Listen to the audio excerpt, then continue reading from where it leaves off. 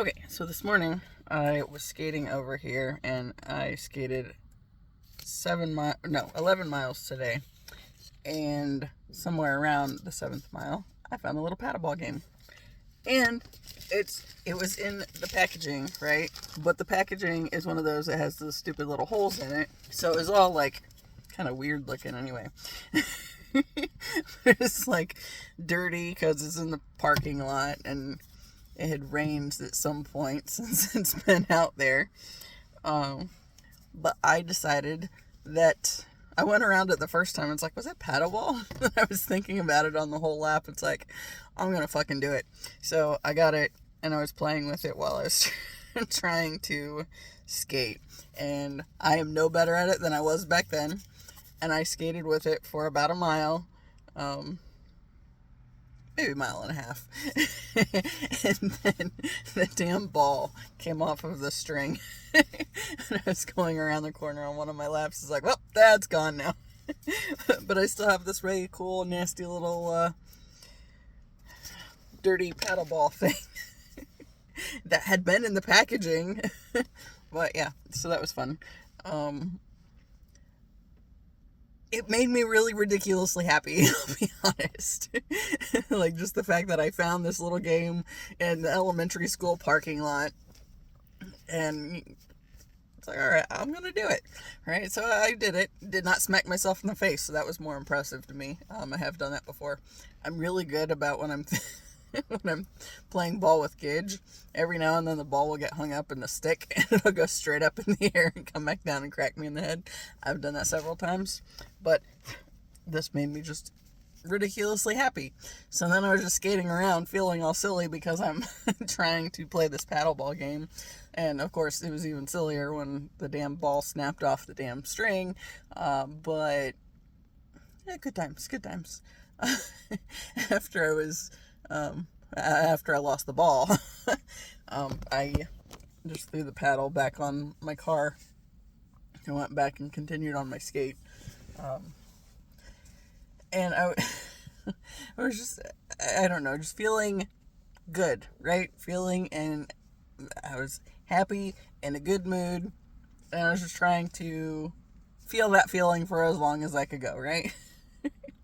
And I was like having these conversations in my head at this other level, right? That I talk about that a lot. Just like the love. Okay. Going back to, why is there a dog running around with no person? Oh, there's the person. It's like 20 feet in front of the person, but okay, whatever. But anyway. So, I don't remember what I was saying. I got distracted by the dog. I was thinking, right? So there's just little kids on the golf cart now too. Cool. That's probably the one that screamed at me the one day. I was out here skating, and there's like 3 girls on the golf cart. There's only 2 of them now, but I'm pretty sure it's the same. But one of them, like when they went past, she just like screamed really loud. It's like, that's obnoxious. So then the next time she goes through and does it again, and I screamed back at her, and I don't think she was expecting me to do that. But I did, so it was just like really loud at the top of her lungs kind of a thing. It's like, I can do that. I've done that before. So yeah. Okay, so I know what it was. Okay, so I was skating around, having this conversation with the things at the other level, right? What I think it is, I feel like the clearer your energy is, the more tapped into the collective you are. So it's like actually like a telepathy thing. It's just when we're so buried underneath all the miscellaneous junk that we pick up from this 3D Earth space, we don't really realize what it is, right? And part of what makes me say that is because there was the clarity before I invited in the demons, right? What happened when I invited in the demons was it's like everything got turned down a notch, and then it's like it was a lot more slow moving on the communication that was coming through, and not as clear, and I've heard, I don't even know where I heard it, but something that was talking about, like, if you are listening to, okay, so you have music playing, right, but you turn, like, the frequency down on it, it distorts the shit out of it, and it makes it sound like something that it's not. When you listen to it as it was created, as it was put out there, it sounds completely different. But when you turn, you mess with the frequency, slow it down, it sounds completely different, and it's kind of trippy, right? But so I feel like it's that same kind of thing. So when I invited the demons in, it was essentially turning down the frequency levels of what I was tapping into, right? And I think this is something that I think we all do it, honestly. I feel like it's more just how open you are, how clear your energy is as to what's actually coming through. But anyway, one of the things that was coming through, I had this little, okay, so I had this little scenario that was playing out in my head where I'm connecting with this friend group that I haven't met in this physical space yet, right? And, hey, it's 4:44. I will prove it. Maybe. Yeah. Let it dance for you, because for some reason I can't take pictures of that because it starts flashing. So whatever. Anyway, I think you could see it. But oh, and I did see a hawk when I was taking the dogs home after our walk today.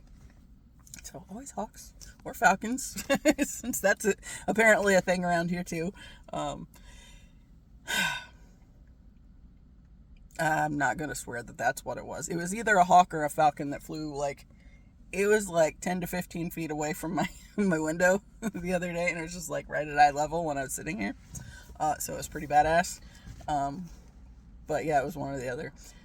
And so anyway, so this friend group that I'm like tapped into, right? And I envision us in this other space, and we're laughing and joking and having a good time. And then there's the,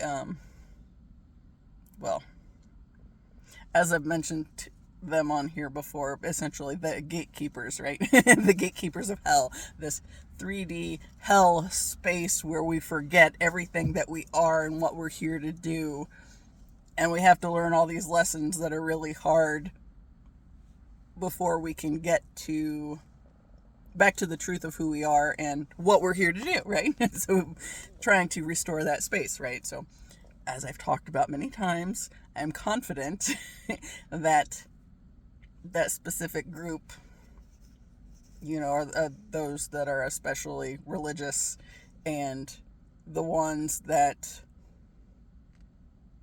okay, say for instance, in 2019, where there was the hurricane in Texas, I was still in Alabama at the time, and I was in the process of packing my shit up to get moved out of Alabama and leave that last time, right? So in that time frame, there was a hurricane in Texas, and I thought it was really cool because it was like there was this whole group of people that like came together to raise money to help after this natural disaster, right? And there was a football player that said that he would match up to a certain amount, and then people started donating, and it just kept going, right? And it was gaining a whole lot of steam, and I think I saw Ellen contributed to the thing, and all these big name celebrities were contributing as well. And it was this amazing thing that was doing really good, and then all at once, out of nowhere, out of the depths, if you will, comes the good old Christian and the comments tearing everybody down because you're not supposed to let the left hand know what the right hand is doing. It's like, right? So it's like, that contributes to my idea of the religious types as the actual gatekeepers of hell, because they're actually the people that are trying to prevent those of us that want to work together for the greater good from being able to do so. They come out and they start saying the shit that they buy into from the book that's been changed so many times throughout the course of history, and yet somewhere along the way somebody thought to put in or something about the words cannot ever be changed, because then they buy it, right? Because they said nothing in this can be changed or whatever. It could be a church thing. I don't know if it's actually in the book. But because it gets thrown out there at some point along the line, this is a God-breathed thing, you cannot change it, and all this stuff. It's like, in my time going to church and trying to actually pay attention to the message and what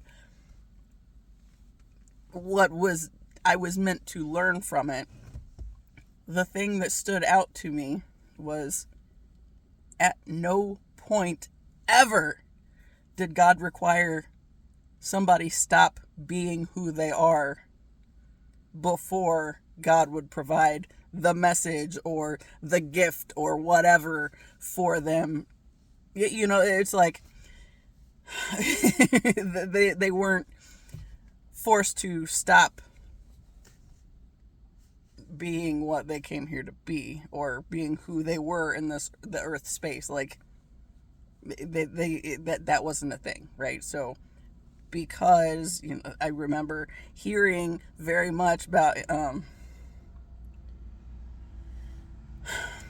was it David they wanted to call the man after God's own heart, which is kind of silly when you think about the fact that he was actually a rapist that, had this woman's husband killed as well after he knocked her up because he raped her while her husband was away.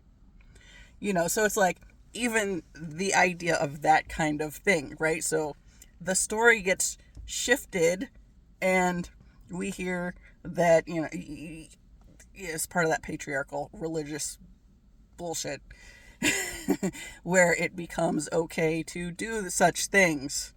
That's why there are so many, as I've said many times, so many pedophiles and adulterers hiding out in the church, because that's literally what the church is set up to do. Not because the church, okay, the church pays way too little attention to the actual Christ message, which is where they get locked into being and doing the things that are actually not what Jesus was talking about at all. Right? So,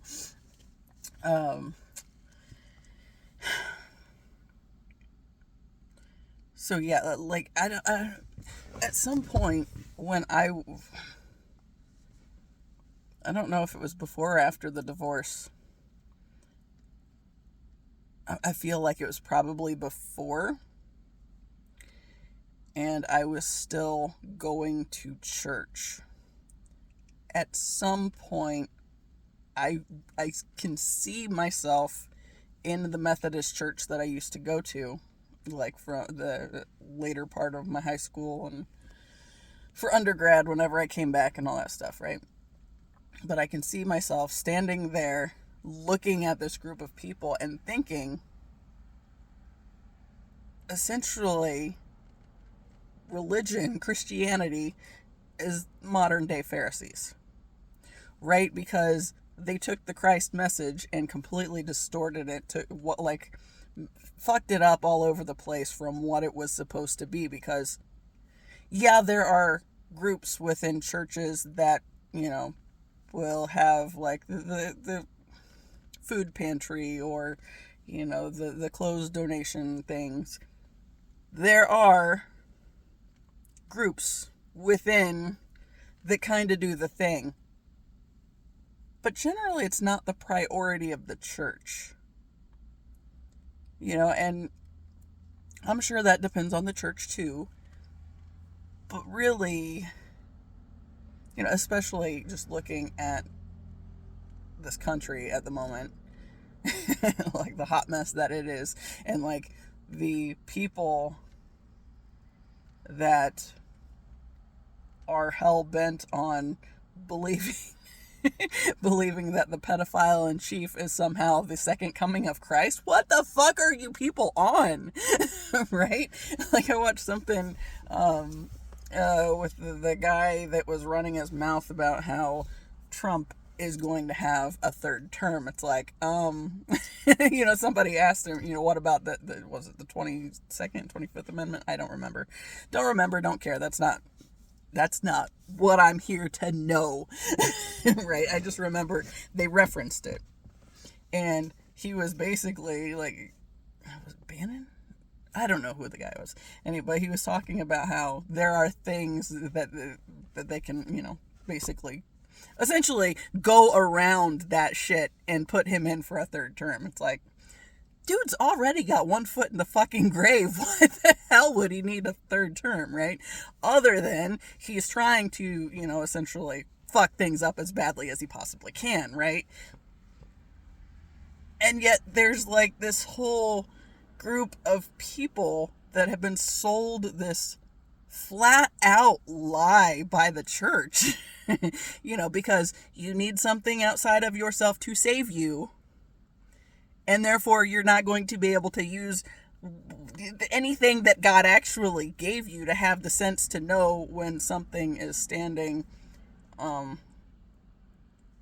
very contradictorily. Is that even a word?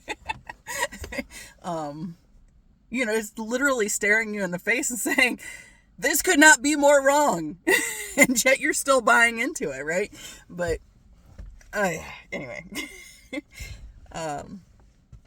So anyway, going back to my story that started that, the whole, I'm having this conversation in this other space where I'm already connected to the friend group, and then somebody else comes along the line and is trying to essentially put me in my place because I'm having too much fun at the moment, right? Because I am actually, in the case of this morning, I was enjoying my little game of paddleball while I was skating.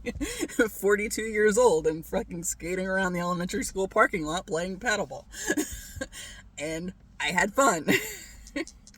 And it was just kind of a silly amount of fun, I guess, for what it was. And I think that was the point, was just that it was something that was so stupid, and yeah, when a damn ball snapped off of there. I mean, that's what they do. It's held on by a damn staple, so whatever. When it just shot off, it's like, oh. But anyway, so the thought that I was having as I have this little scene playing out in my head, where this person, a religious type, is basically trying to put me in my place because I'm having too much fun, right? And it just suddenly had this the vision of the Ouroboros, where the snake eating its own tail. And I said something to this person in this other level where it wasn't actually physically playing out, but I told them in this other space to I said basically that it's the reverse Ouroboros, and get thy head out from out thy ass. And that, I had even more fun with that, to be honest. And I have enjoyed that idea all day. The reverse Ouroboros, get thy head from out thy ass. That should be on a shirt, honestly. So yeah. So that's the kind of day I've been having.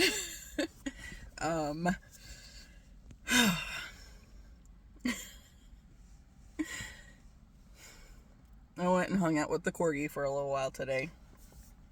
And yeah, that was kind of fun too, because okay, so I skate over here for 11 miles, and then I go and hang out with the little corgi, right? And it takes her a while to get in the mood to play.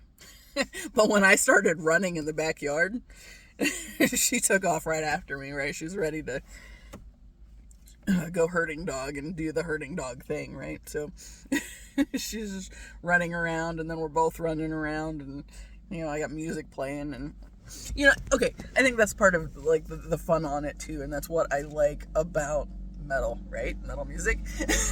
I was watching this little video the other day that was, I don't even remember what the angle was, but it was talking about how you see all these people, and it's like the metal crowd looks really tough and all this stuff, but then they're like big kids.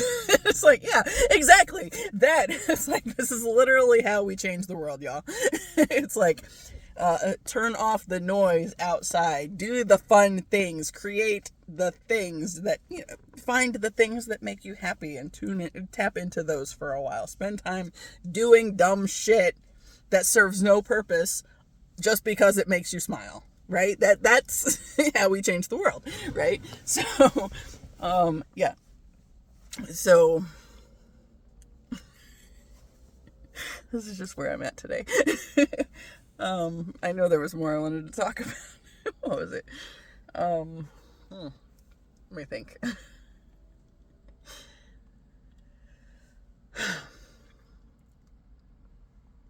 And now I can't think of anything. Oh, I'm pretty sure that the thing I saw last night that I said looked like a little kid, and specifically was making me think of the movie The Omen, because it was like a little kid with dark hair, and he had a dark jacket. It was like, I'm pretty sure it's a freaking jacket draped over something in that door, because I still see it, but it doesn't look like a kid with the light shining into it right now. Well, no, it's not fully shining into it, but enough that I can see it still there, the stuff. That is not actually the kid, but made me think of the movie. The movie The Omen, and I'll probably watch that today, since that's been on my mind the past couple days, especially now that I've seen this little thing that looks like the little kid. Yeah. Oh, man. I don't know why, like, I'm drawing a blank, and yet, I don't know.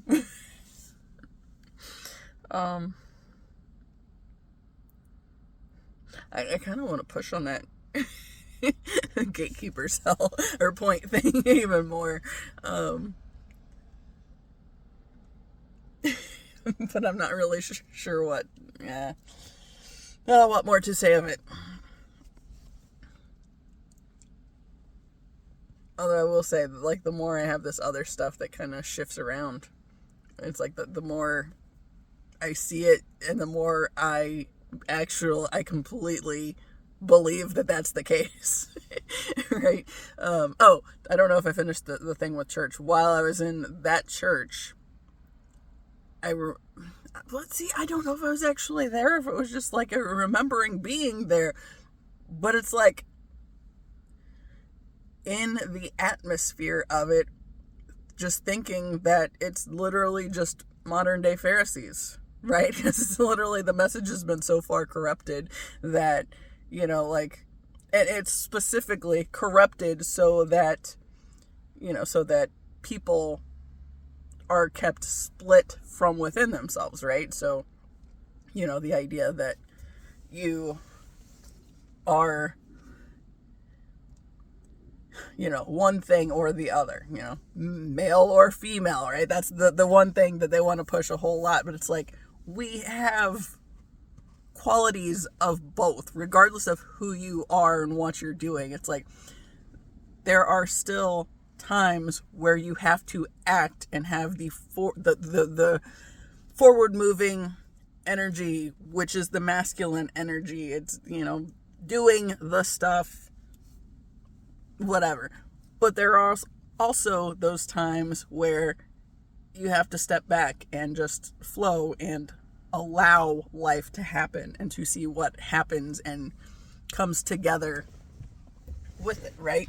But it's the marriage of the two things within you, right? So while I was this is an interesting thing I've been thinking about a lot lately too. It's like I've talked on here a lot about being overly identified with the female aspect of myself, right? And so the whole church bullshit wants you to think that women are supposed to be subservient and we need somebody outside of ourselves to save us. We need like all my things are running together. Oh, your father's property until you are your husband's property. You are nothing more than property, right? But that's bullshit. That's absolute bullshit, right? But that's the distorted aspect of it, right? So while we're down here in this earth space, we're in the distortion until we start healing that, until we bring the two parts together within ourselves, right? So like that's the whole purpose of my twin flame journey. Has been, I always overly identified with the distorted feminine aspect of myself, which meant I could never use my voice. I always had to rely on other people for whatever, all the things, right? It always looks like it's like shorter here, but it's not. It's just this side's flatter. And this side bubbles up for some reason. Anyway, since I'm distracted with it, we'll try to move that. So anyway, right, so I was, terrified of using my voice for a long time and thought that, the couple different levels where in, that bit that is in the Bible where it talks about, how women, if you have questions, you're not supposed to take them to the church. You take them to your husband, and he decides if it's worthy enough to mention it to the church. That kind of bullshit. But essentially, like through,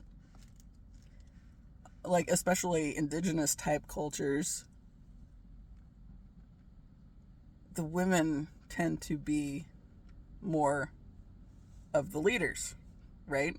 Which is why patriarchal structures try to make sure that cannot happen, right? So one of the ways they do that is this or that, and you are exclusively one or the other, right?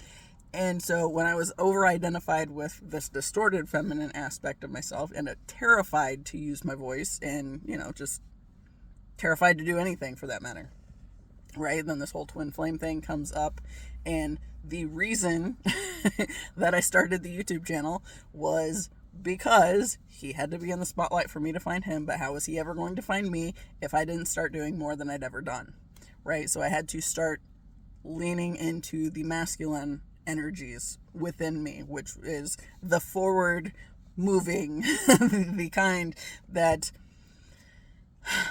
sees, okay, he had to be in the spotlight for me to find him. How was he going to find me? I have to step up and start doing things to allow myself to be seen, not just hiding all the time, which I was pretty damn good at the hiding thing. It's a crab thing, right? So just like revert back into my shell and peek out from the safety of the shell and never do anything more than that. That's not cool, right? But then as I started doing my little talk therapy through the YouTube space and releasing the dense energies from my system and, clearing out all this junk that I'd been taking in and just believing was true about myself, going back to the family bit, where, my cousin says this thing and then suddenly they just, rather than finding out if anything happened or not, I'm just made out to be a whore, right? And because my life kept suggesting this to me, right? It was what, like energetically, I was aware of this thing that was going on. And so because that was my awareness and I believed it because I was taking in the information from outside of myself, and since since you need something outside of yourself to save you, I believed what the outside world was telling me, right? And because I believed it, I saw more of it reflected back, so like the bullying got worse through the years, and then like there were these other spaces where it showed up in various other ways, and I kept believing it because that's what life kept telling me, right? And like the whole guilt and shame side of things. And it's like, no matter, okay, so it's part of the distorted feminine is kind of a little bit of the control freak side of things, and pushing to, pushing to get into relationships for fear of being alone, right? So the control thing and the push to have the thing because I believed that I wasn't good enough on my own or whatever. Like I wasn't whole in who I was. I needed something outside of me to complete me. That kind of thing. And once I started, once I figured out, once it was brought to my awareness that this twin flame thing was a thing that was going on, then I started spending time with the videos and releasing the density. And the more I started healing, and the more I saw different levels of why I had believed so harshly of myself, I got to a point where, okay, like the idea of being your father's property until you're your husband's property, that whole idea, right? That was largely why going into my wedding that I knew, again, I went to my seminary entrance interview the day of my wedding, and what I was telling everybody, I remember actually saying that this is how they will know I'm serious and that I want to be there, because I'm doing this on my wedding day. But the truth of it was, I didn't want to spend time with myself, because if I really had to if I spent any time by myself and really tuned into how I was feeling, I would not have gone through that connection at all. But life telling me that I was somebody else's property until I was somebody's property until I was somebody else's property. That set me up to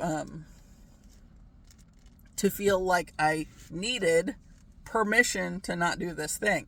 But because I was like, what was I think 29 when I got married, because I turned 30 the next year. It was one of those things. It's like that okay, my great grandma, I loved her to death.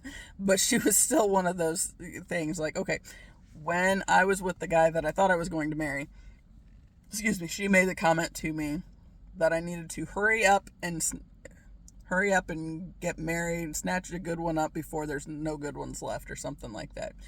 And it was that idea that, basically that you don't have value if you're by yourself, right? So you need something else.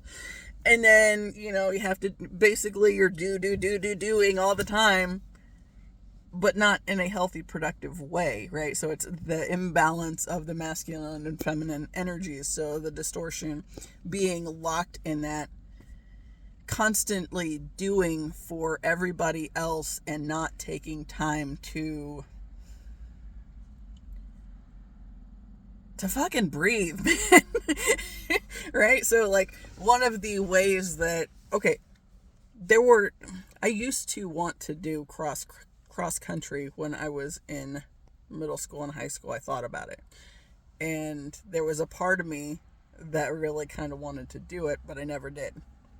Instead I went the band route and did nothing as far as sports went. But I kind of would have liked to get into that somewhere. Well, the thing was, okay, this point, right? So I remember one day I went into the laundry room to get my clothes off of the washing machine. My mom had a bunch of clothes all stacked up in there because she was doing the laundry all the time back in those days. And so, all of our laundry was going in together. Hers, my dad's, my brother's, mine, right? And she was just taking on that task. So I go in to get my laundry. And as I want to say I was like a junior in high school. And I go to turn to walk out of the laundry room, and my mom's standing there blocking my path. And she looks me up and down and says, I was about your size at that age. And it was like, so what? Are you fucking trying to depress me? You're trying to tell me that I'm going to be fat like you one day? And that's, what's the point of this conversation? And like, I didn't say anything about it, but it never set right with me. And obviously I remember it because here we are talking about it, and I've talked about it on here before. So, like going along with the family, I mean, obesity is a thing in my family.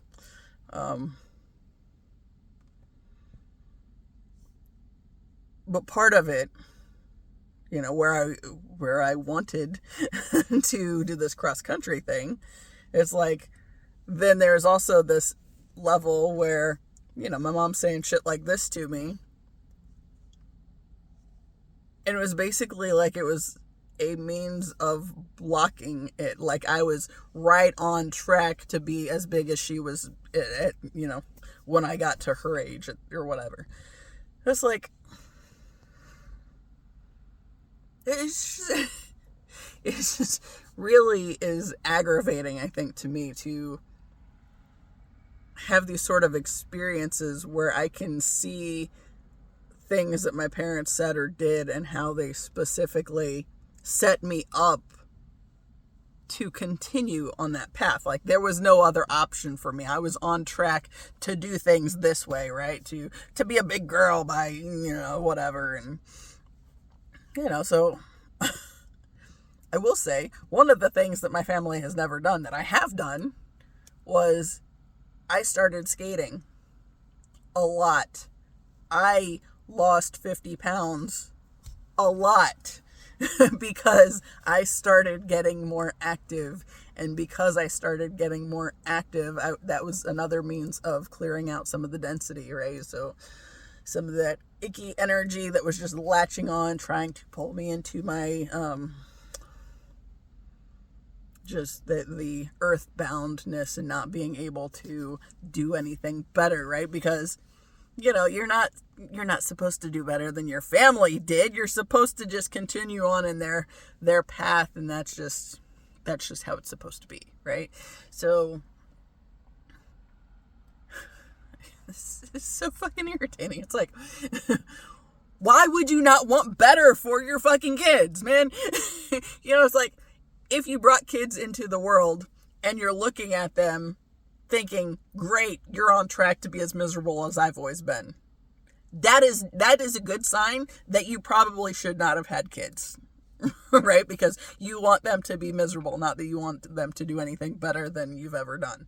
Fuck that, right? So, so it's like one of the biggest issues, my brother and I were not supposed to have our own lives. That has been, that's something I've talked about on here a whole lot. We weren't supposed to have our own lives. We were just supposed to exist so that, my grandfather could go on living however much longer by sucking the life out of everybody else and pulling us all down to his miserable level rather than doing anything else worthwhile. But that's the whole damn system, right? So it's like the assholes at the top, right? The billionaires and all those that are essentially just choking the flow so nobody else has access to doing anything because we're trying so hard just to, we can't, because we don't have all the money that they're just keeping in their pockets, right? So those of us, that we're supposed to struggle immensely to be able to feed ourselves or our families, and we're supposed to just have this shitty existence because everybody else was okay with accepting the shit. Right? So it's like, that's literally what we're looking at with the system is. Everybody thinks, okay, Jolly Good Ginger. I watched one of his videos earlier, and he, the little thing where he showed this other girl's video where she's running her mouth about how essentially it's good that people aren't going to be able to feed their families and whatnot because they should have to suffer too. I was like, what the fuck kind of existence is it that we're living in when everybody's just supposed to be miserable and we're not supposed to have anything worthwhile for our lives, right? So one of the things that I've found especially aggravating for my own journey is I can work fucking hard. And like, when I was doing the Amazon job, when I did the Honda job, I worked my ass off and did what I had to do to get the paycheck, right? Where they take out so much in taxes because it's all got to go to the top who's already not making enough. First off, the fucking crusty old dudes at the top that are just choking the flow shouldn't be living on, they shouldn't have the constant everything just flowing to them all the time after they're no longer doing anything if they're not also helping the rest of us that, are struggling, right? But anyway, like one of the really aggravating things, like I know writing is a big part of what I'm supposed to do. I know, weirdly, even this YouTube thing, the longer I've done it, and the more I'm using my voice and saying things, getting clarity on my beliefs and why I believe what I believe. Okay, 20. I was just like, my phone was at 40 something percent. I should make sure it's okay. 26. So we'll still have to keep an eye on that. But yeah, it's like, one of the things that I've struggled with since I left the Honda job, and the reason I left the Honda job was because, okay, going back to when I got the nose ring and the lip ring, I set the intention that I would never again work in a job that asked me to be less than 100% who I am. First thing that ended up going, and a big part of the reason why no job has ever actually been a fit for me, right? So I did the group home stuff for just shy of a decade, but it was on and off because it was mental health. So I would work in mental health, and I enjoyed the clients, and I enjoyed my coworkers, and the job was okay. But I would get to a point where it's like so energetically burnt out that I just couldn't do it anymore. So then I'd have to go, leave that and go find something else for a while. And I found some dumb shit too. Like the one I talked about, I think yesterday, was the call center job for me who hated using my voice for a long time, right?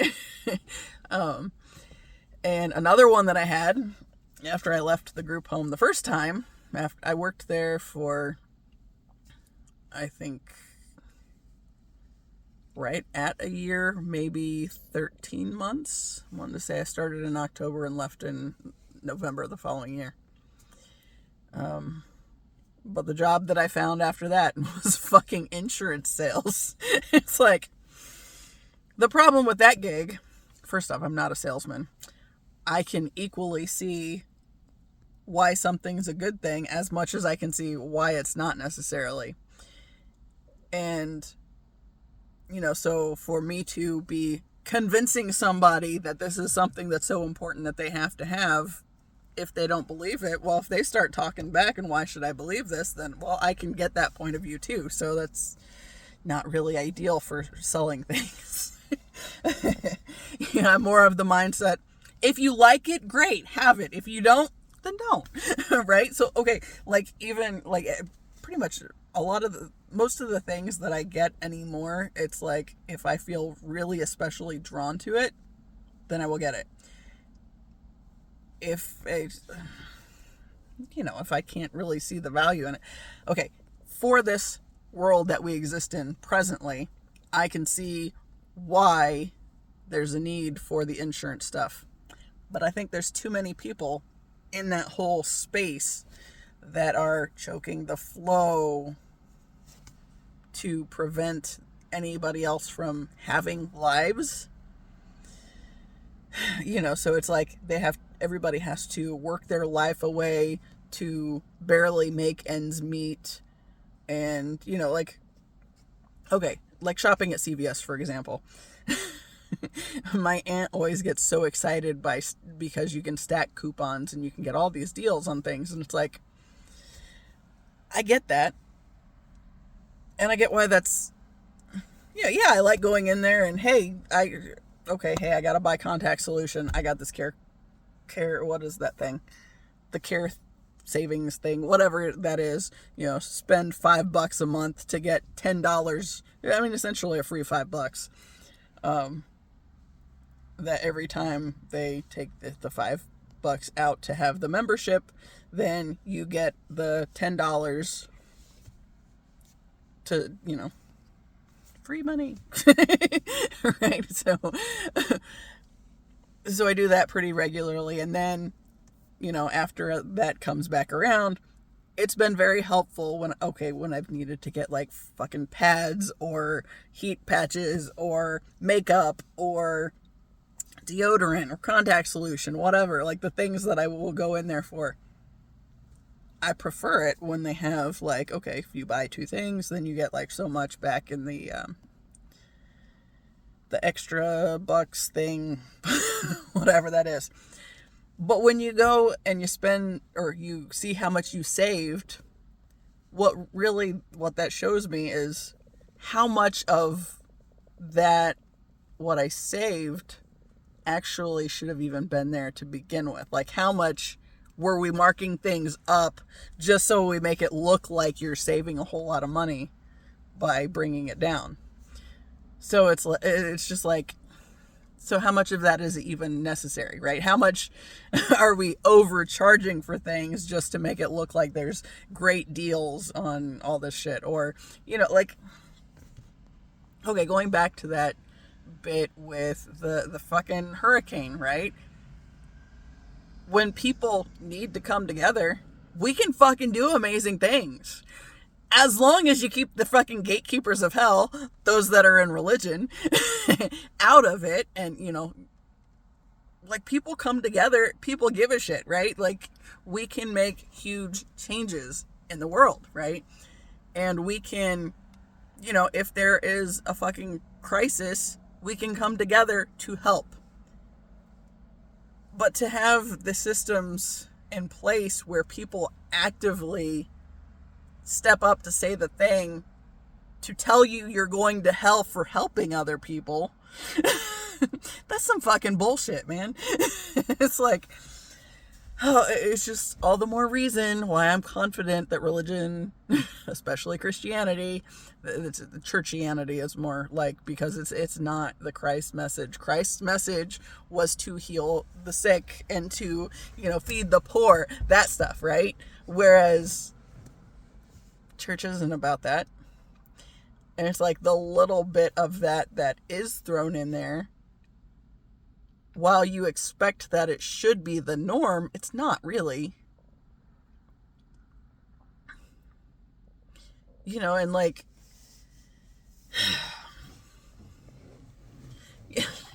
I'm going to go back. Okay. So the other day, I've talked about this too. When I realized that I didn't have any seminary pictures on my Facebook, right? I've had Facebook since 2004, I think, which I'm wanting to say was like its first year. And back when I got an account, you had to have a college email address. So I got an account on there back then, right, when I had my college email address. And so like, I've had a lot of pictures on there. And I've talked about like my fucking zoo pictures, that it's like, do I really need 5,000 albums from zoo days? No, but in 2008 I had some damn good koala pictures.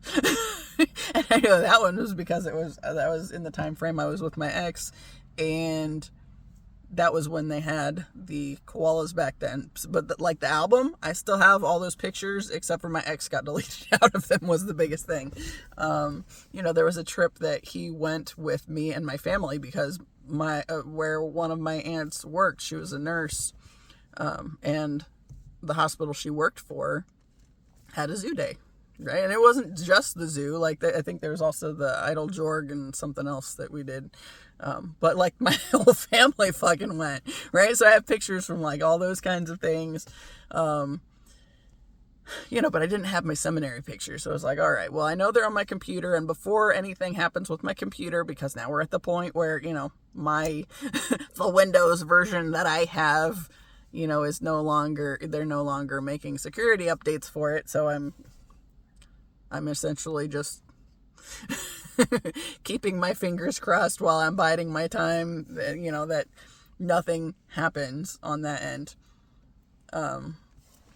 While I'm still trying to get my fucking YouTube stuff going. I don't want that to fall off because, that's something that has been so fucking helpful on my healing journey, and the things that I'm learning, the connections that I'm making. This has been probably the biggest thing that has kept me with the forward momentum, right? The thing that I was terrified to do starting out, right? I started the YouTube channel 11/11/23, and after I did it was less than 10 videos, I think, I had to take a break because I'd already expanded so far beyond what I thought I was capable of. Why? Because life, because my family, because everything around me said that I was not capable of doing things, right? That I was not capable of doing hard things. And for me, using my voice was one of those hard things. Well, now it's getting significantly easier. And I think it's kind of interesting too that when I started out, the videos were generally about a half hour long. And I know I had somebody a long time ago say that shorter is better. And it's I'm not trying to bring in just anybody, and that's been one of the biggest things. It's I want people who feel some kind of connection to me, some kind of draw to my energy. Those are the people that I would like to find my channel. I don't want the ones that are just looking for the controversial thing I said to attack me for, right? And that's why, for a good chunk of this journey, a lot of that stuff got saved to the end of the videos, right? And even, today it was, I'm getting better about getting straight into that kind of stuff, or at least within the first half hour, rather than not until the last little bit.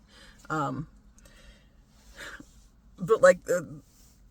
a huge part of this whole thing has been me learning what it even is that I believe, in finding my, navigating my way through the shit and releasing it from my system. If something doesn't work, okay, get rid of it. We don't need that anymore, right?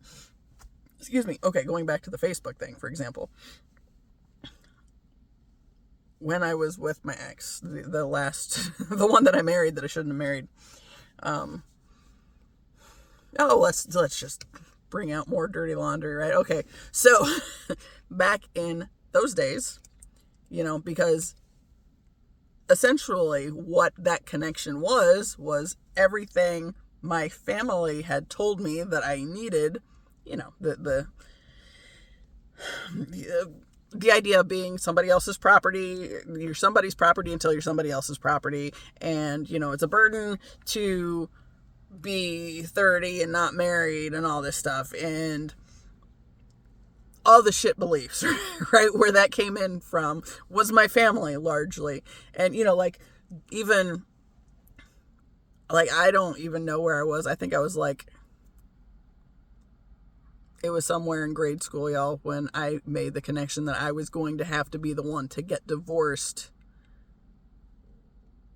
to, essentially to break that fucking busted belief system. Like my grandfather running his mouth that his family didn't get divorced because you're supposed to buy into the illusion of the happy family. I heard my mom talking today about how her mom and dad were so close. She never knew anybody that was closer than they were. They were like two peas in a pod, but they weren't fucking happy. It's like they might have had moments that didn't suck as much.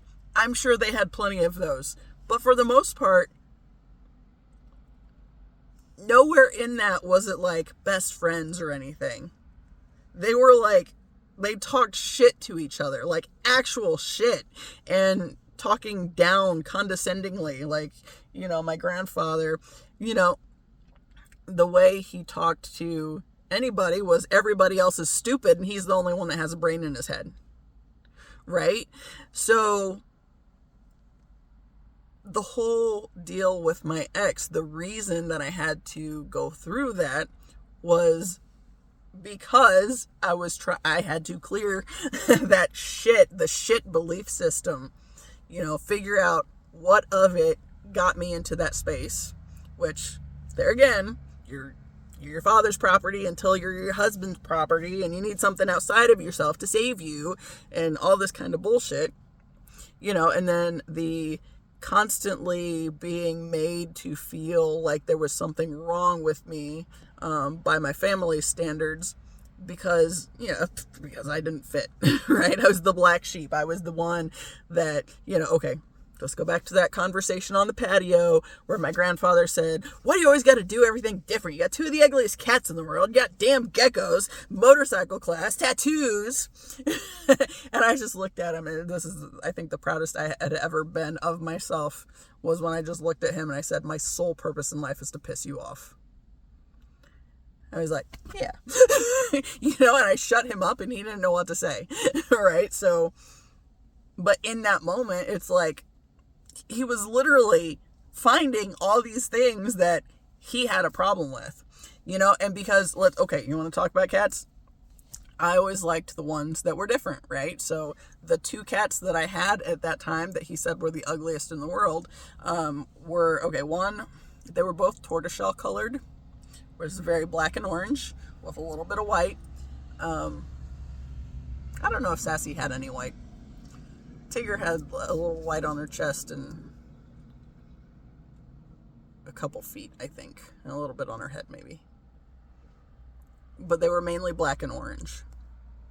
Now, I have also talked about on here when my great-grandparents had their farm in Bloomfield and we were going down there like every weekend when I was little.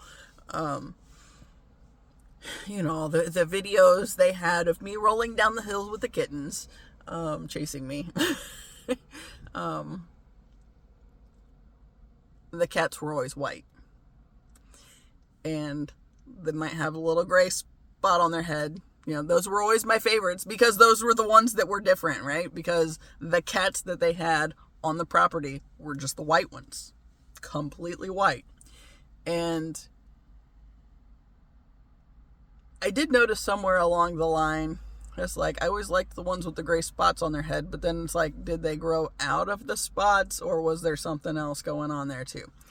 Now, my great-grandmother, whom I love to death, we're still going to remember this point that she was one of my favorite people. However, she was also a very big contributing factor of the toxic ideology in the family as well. So she, it was essentially selective euthanization, but she could only, essentially kill the baby kittens, the ones that weren't acceptable, that weren't the white ones. She could only do that when they were wet. But if I found them first, before she did, and that was like always my biggest thing was, let's go find the kittens. I knew that like there was this one room in the barn that it was pretty much there was going to be kittens there at some point, right? So that was always like, as soon as I got out of the car, we're going there to check because I want to see if there's kittens. But yeah, so that was something that, okay, so it's kind of complicated with the grandparents. So my great-grandmother was my grandma's mom. My great-grandfather was my grandfather's dad. But when my mom was like 6 weeks old, they had both already lost their spouses, and they ended up getting married after my grandparents got married. And I think it was when my mom was like 6 weeks old or something. But it was still just to complicate the dynamic, right? However, I'm not going to tell you that my family wasn't, wearing the fucking sketchy shit on the weekends. I won't say that about them. I don't know that they did because they didn't do it in my lifetime. I don't know that they didn't, but I'm confident that there were those in my family. Especially since we have, the selective euthanization where only the white cats were acceptable, right? So then going back to this space where I'm arguing with my grandfather, and he calls attention to the fact that I have two of the ugliest cats in the world because I liked the ones that were different. There's an added layer to it, right? Okay. Because of how I was raised and the conditioning that I was facing in my lifetime, and like the whole purpose of the conditioning is to figure it out and where it's coming from so we can clear it out of the system, essentially, like the collective system, right? So yes, this is some sketchy as fuck stuff, but at the same time had to go through it to understand it and be able to see why it's a problem and clear it, right? So one of the things, okay, like with my ex in that toxic situation, and okay, the first election that the current pedophile in chief was in, right? The first time he was running for his first term, I voted for him. I don't like saying that, but I got to own up to it. But the only reason I did was because of how I was raised and my conditioning, right? And what I married was in agreement, essentially, with what my grandfather had been pushing down my throat my entire life, right? So the only reason, because I didn't know jack shit about politics. I still don't. And I don't want to. So I follow the people that I do trust, that do seem to know their shit, and do actually talk to, like, politicians and whatnot. That's the extent of, where a lot of this is coming from. I don't want to delve into politics more. I do not. I think the whole fucking system is broken, and we need to take it down and put a new foundation to build on, because it was built on shit. When you are invading a fucking country and killing people that are already here because you want their land, something is wrong. When you are kidnapping people from their families and taking them overseas with you to sell them, there is something wrong. That is not a good system. So, the whole system is set so only men, and not all men, but essentially only men have any chance of doing anything worthwhile. But essentially you have to have money to have any kind of life that doesn't involve being a slave to the system, right? So that, like, that's the whole purpose of the system, is just the trickle down is just they're trickling down in this servitude thing. Like, you have to work to be able to do anything, but they're also stealing the majority of your paycheck so they can do whatever the fuck they want with it, right? So I think everybody should have control of their own money and make the decisions, because when it comes to somebody actually having need and, you know, people bringing attention to that need, people come together well. As long as fucking religion and politics stays the fuck out of it, right? So, but obviously, you know, you also need leaders to, you know, make sure to facilitate the things for the whole, but there's no reason that the whole is where there's one president over the entire country and he's got all the say so and nobody else really matters. Like, and like, we have the technology that every fucking vote needs to count, right? There's no, I mean, the fuck's the electoral college bullshit even for anyway? Just so we can render some of those votes irrelevant? Because they've always all had to be counted, right? So, yeah, anyway, not going down that path, because, again, that's not my department. However, I can see how it's fucking everything else up. So, from that end, I will speak. But, okay, going back to my misguided upbringing, and, you know, like, when I divorced my ex, I divorced my entire belief system. Because I realized how that entire belief system was what got me into that situation with my ex, where I never would have been had I listened to myself, had I trusted my intuition, my own heart, my own head, for that matter, because there was nothing about me about that dude that was like, yeah, this is the one. No. It was strictly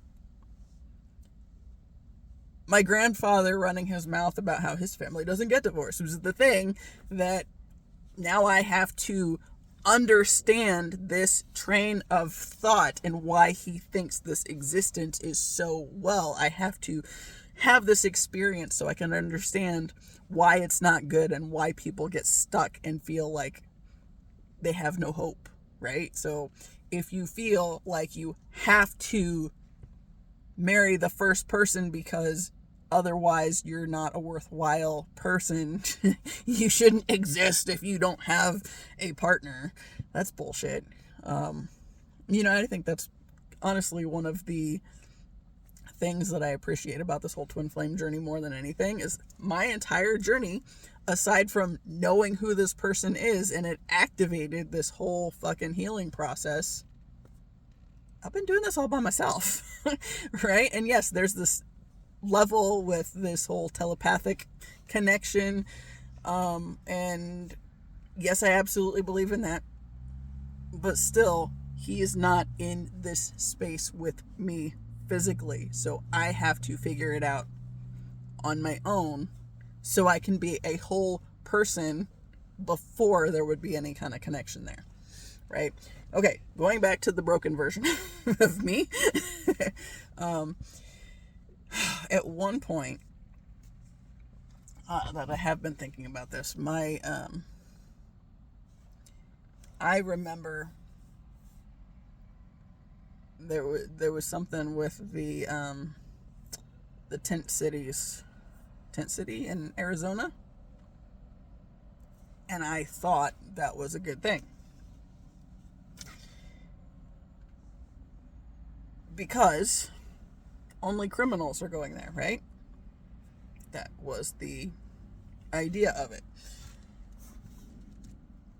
My ex's aunt, you know, for how my ex was, his mom's side of the family, his dad was raised in the Catholic Church, you know, getting the ruler's busted over your knuckles when you're not doing the right thing or whatever, that kind of existence. I don't know.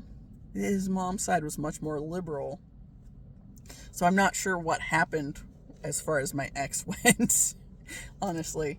But he was like, he would fit in my family. He should have fit in my family well, actually, for toxic, icky belief systems. But he was like this.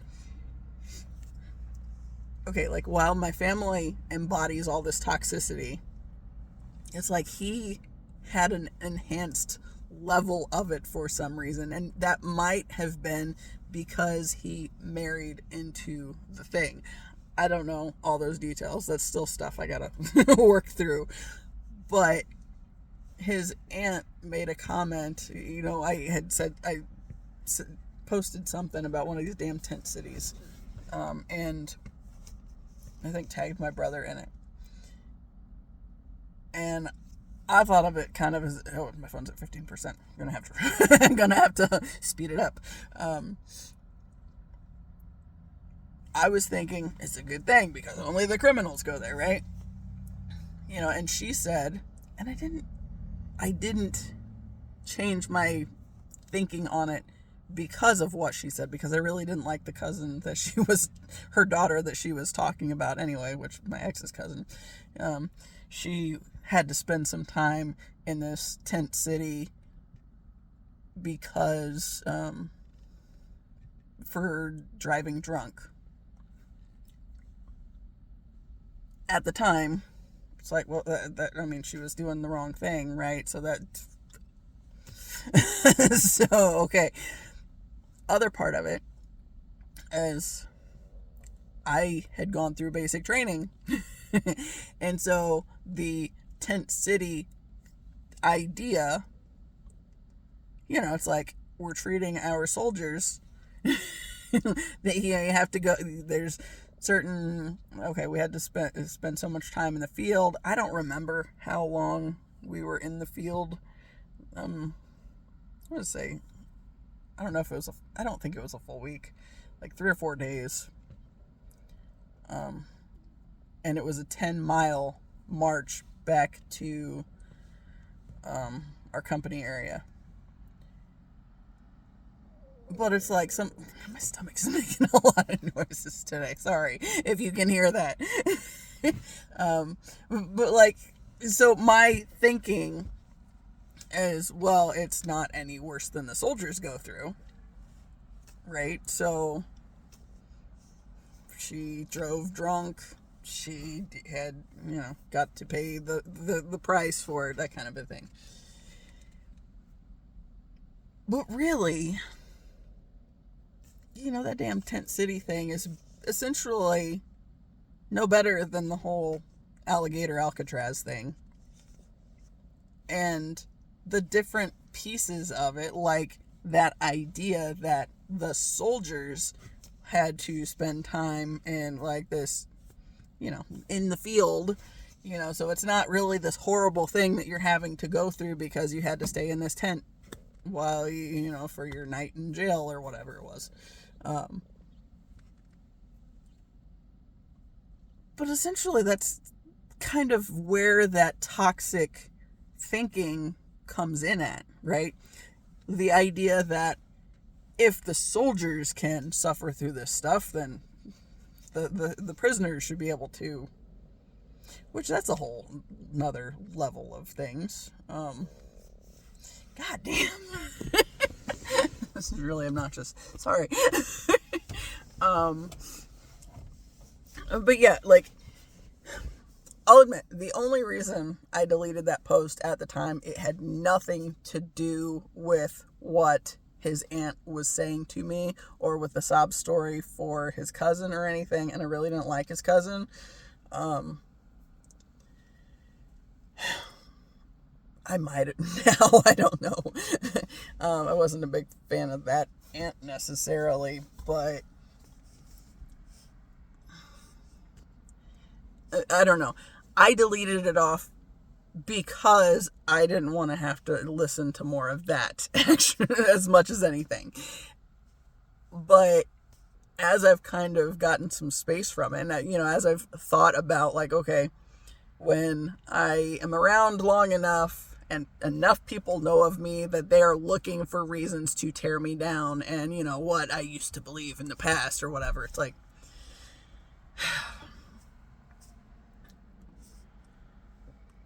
you don't know what you don't know until you know it, right? So while I don't like how, especially with the realization of there have been many people throughout the years who have served time for crimes they did not commit. I've seen multiple stories where people spent like 30 years in jail before they got released because it was finally cleared, right? So it's like, there are actually people that are suffering through having to serve time for something they didn't actually do. And I feel like basically everything that people are looking at ICE and wanting to see that see it as an okay thing, or the freaking alligator Alcatraz thing, it's like, it is, I think, a more true embodiment to what the system was always trying to create. The patriarchal this or that, and if you're not this, then you're less than, right? That whole thing. And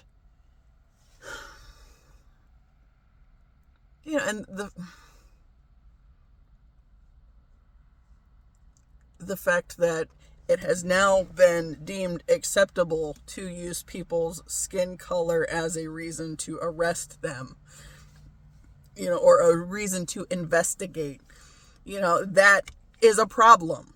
But that is essentially the very thing that the country was founded on to begin with.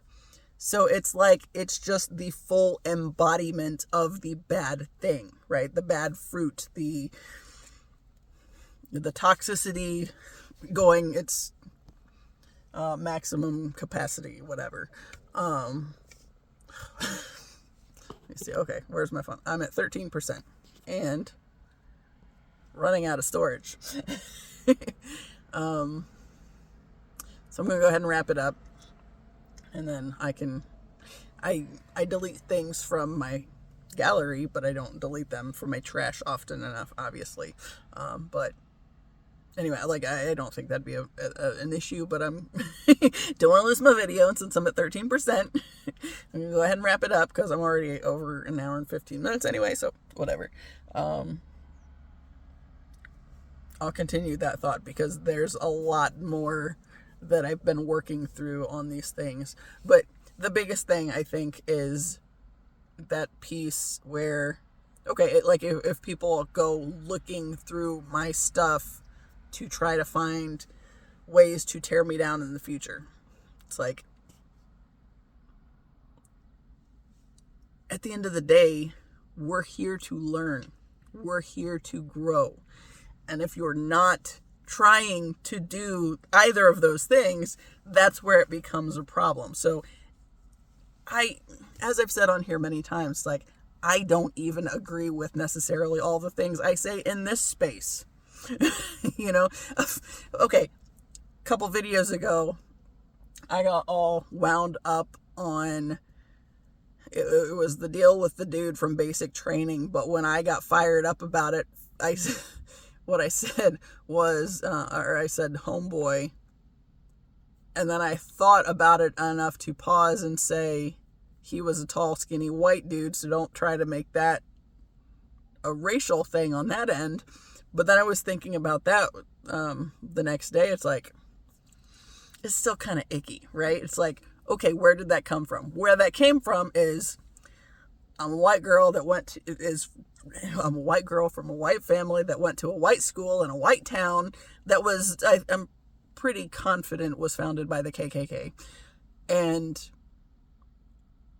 I remember listening to people in the halls, and even like some of the movies that you would watch. Like I remember wasn't there a scene in Encino Man where there's like the little thug white dudes, and I know there's a bit where Link. I don't know. Like there's something with Homeboy, and it's a weird little thing in the moment that I was thinking about, but being in this white town, white school and all this stuff, it's like there are a bunch of white kids watching movies with black characters and speaking like them in some kind of way, like whatever is being portrayed of them. There was a lot of that, and I remember hearing that kind of shit in the hallways. So it's like when I got fired up in the moment and then said this thing, and it's like, that's kind of weird, and then, okay, well, how do I feel about this? Well, it's probably not ideal. I've done a few things in my lifetime that are probably less than ideal. Confidently. But, like, okay, even like in the marching band days, on occasion, I would have my mom put little tiny braids in my hair. My thinking was mainly the point that it was different from my peers. But I'm sure if you want to bring other cultures in it, it would be seen more as an appropriation kind of thing. But I guess for me, the root of it was to, damn Leo Venus, to stand out compared to what was surrounding me. But at the same time, while, there was that element of being bullied for the things, the being othered in every space that I've ever been in, right? It's like, okay, so I kind of actually like the fact that I'm not like everybody else. And I think more of us should appreciate that part about ourselves. Like, the exact combination of things that makes you you should be embraced. But when the world is telling you that you have to conform because if you don't fit X, Y, and Z, you're going to hell, that kind of bullshit. It's like going back to that piece of how anytime, despite the fact that I could see the wound somebody else was living from when they were treating me shitty, like my grandfather. He lost his mom when he was a little kid. I think she was 42 and died of colon cancer. And my great-grandfather, whom I adored, I think was especially hard on my grandfather. I could see the wound, but that didn't change the fact that he still turned that anger, that hatred toward me, right? And since I saw the wound and also was experiencing what, the way I was treated from my family and from my peers, I internalized that. So I exist, but everybody's telling me it's a problem I exist, so why the fuck do I fucking exist, right? And and that goes back to where inviting the demons in. Where that came in at was I thought God hated me, and so I decided I hated God. If God hates me, then I hate God. There was never a doubt in my mind that there was a God. It was just, I exist and the world is treating me like shit, and it hurts, so God must hate me, and therefore I hate God too, right? So that idea. But again, I'm at 10% now, so I'm going to wrap this up. Since I keep running my mouth every time I say that. As always, I appreciate you. Until the next time.